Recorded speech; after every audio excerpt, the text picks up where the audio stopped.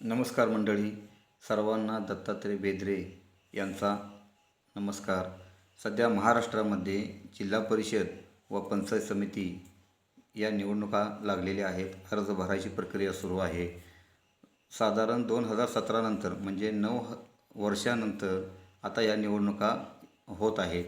या जिल्हा परिषद व पंचायत समितीची निवडणूक म्हणजे खरं तर ग्रामीण भागातील कार्यकर्त्यांची निवडणूक असते.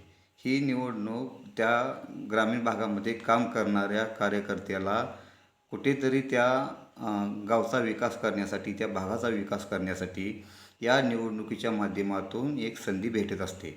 परंतु सध्या महाराष्ट्रामध्ये प्रत्येक जिल्ह्यामध्ये राजकीय पुढाऱ्यांनी प्रत्येक गटावरती, प्रत्येक गणावरती अतिक्रमण करून आपल्या जवळचे लोक किंवा आपल्या घरातील लोक या लोकांशींना त्या गटामध्ये, त्या गणामध्ये जिल्हा परिषदेच्या माध्यमातून, पंचायत समितीच्या माध्यमातून अतिक्रमण करून ग्रामीण भागातील सर्वसामान्य कार्यकर्त्यावरती अन्याय केलेला दिसून येत आहे.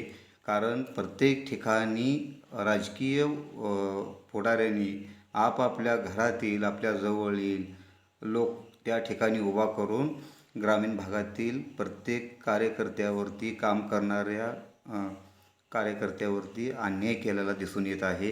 प्रत्येक जणांनी आपल्या आपल्या गटामध्ये, आपल्या आपल्या गणामध्ये तयारी केलेली होती, परंतु त्यांना उमेदवारी नाकारणं किंवा त्यांना माघारी घ्यायला भाग पाडणं किंवा आम्ही दिलेल्या उमेदवारालाच तुम्ही पाठिंबा द्या किंवा तुम्ही त्याचा प्रचार करा अशा पद्धतीची वागणूक दिल्यामुळे खरं तर सर्वच कार्यकर्ते दुखावले गेलेले आहेत.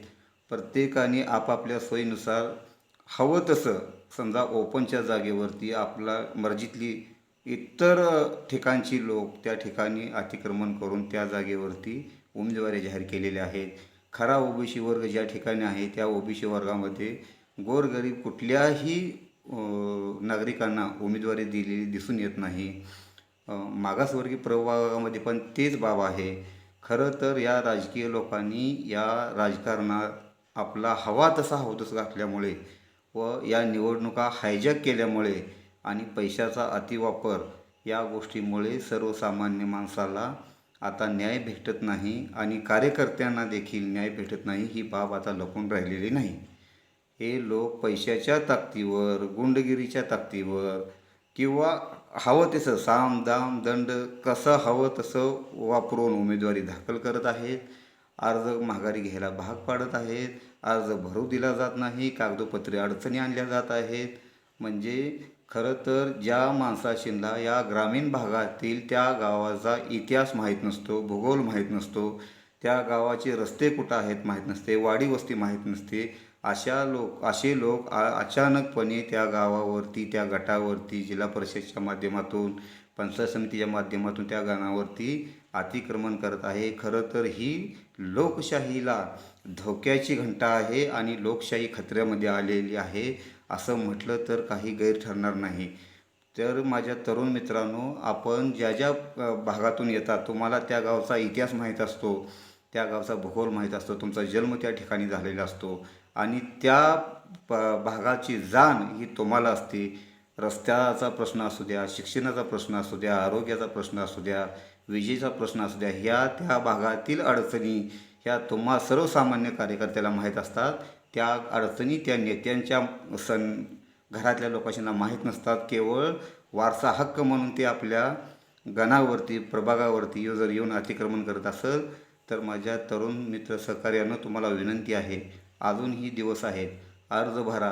प्रत्येक ठिकाणी अर्ज भरा. कोणाच्याही दबावाला बळी पडू नका.